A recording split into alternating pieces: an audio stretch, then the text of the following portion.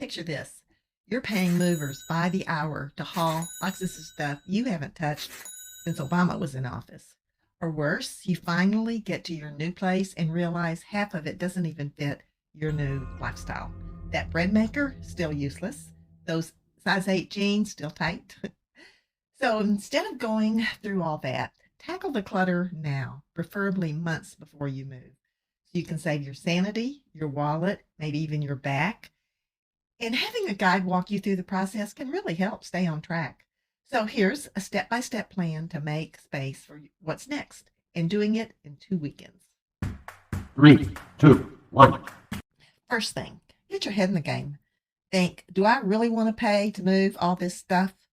Everything you get rid of now is one less thing to pack, move, or unpack. And clutter doesn't just take up space in your home, it takes up space in your mind. Letting go of unnecessary things can be pretty liberating. Added bonus, buyers will be able to see your home, not your stuff. A clutter-free house looks bigger, brighter, more inviting. Next up, get your tools ready. Before you dive in, gather the essentials. Trash bags for tossing junk. Boxes labeled donate, sell, keep, and store. Markers and sticky notes for labeling stuff. Cleaning supplies to freshen up spaces as you clear them out. And don't forget snacks. Decluttering burns more energy than you think. So let's get started. Kitchen. Toss expired food, mismatched containers, and appliances you swore you'd use but never did, like that hand-cranked ice cream maker you inherited. It's supposed to make great ice cream, but you never tried it. Old pots and pans. All that stuff on top of the refrigerator that wouldn't fit anywhere else. Clear off countertops. Buyers love seeing wide open spaces they can imagine cooking in. The bathrooms are next. Toss old toiletries and all the bottles of who knows what. Also, old towels you've been meaning to replace, and things like hair dryers, curling irons you don't use anymore. Think of the things you use every day. Those are the things you want to keep. If you haven't used something for 6 months, it's just taking up space, so get rid of it. Keep just a few things visible on your countertop in the bath. Think a spa retreat, not cluttered dorm bathroom. Okay, that's it. Saturday is done. Living areas. Remove personal items like family photos, collections, and excess decor. Buyers need to picture their own stuff in there.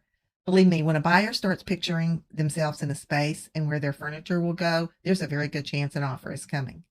So pare down furniture. That'll make rooms feel bigger. You should be able to move through the room and into the next room easily. If it blocks the flow, get rid of it. Next up, closets. If it doesn't fit anymore, you haven't worn it in a year, it's got holes, stains, or the size just doesn't work anymore, donate it or toss it. Closets need to look half full to show off space and appear roomier.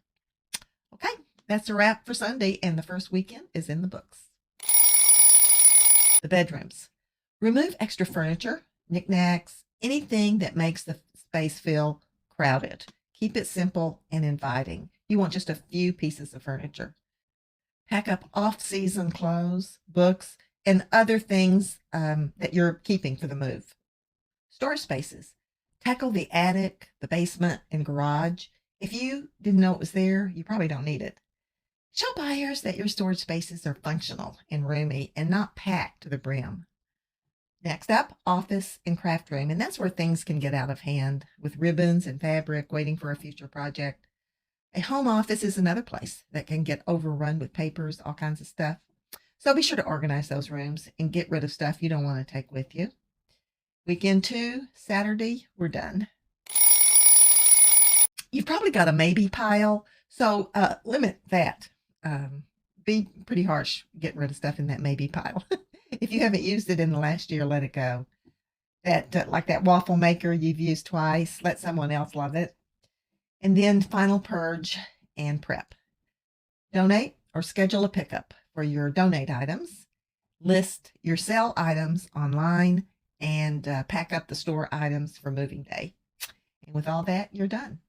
And here's the benefits of all that work. Less stress.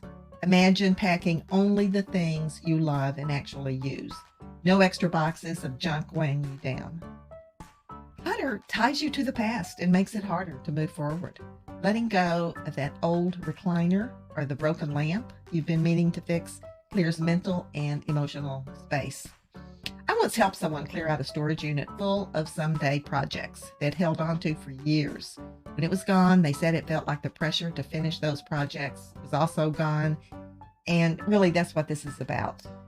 It's a fresh start. You're not just selling a house, you're starting a new chapter. And that's hard to do if you're dragging a bunch of stuff with you that you don't use or need. Plus, your home is going to feel lighter, brighter, and ready for buyers.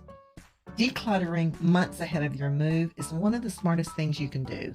It is so easy to build up lots of stuff, especially if you've lived in your home for a while. So tackling this early is going to make a much less overwhelming move. I'm Jana Classy.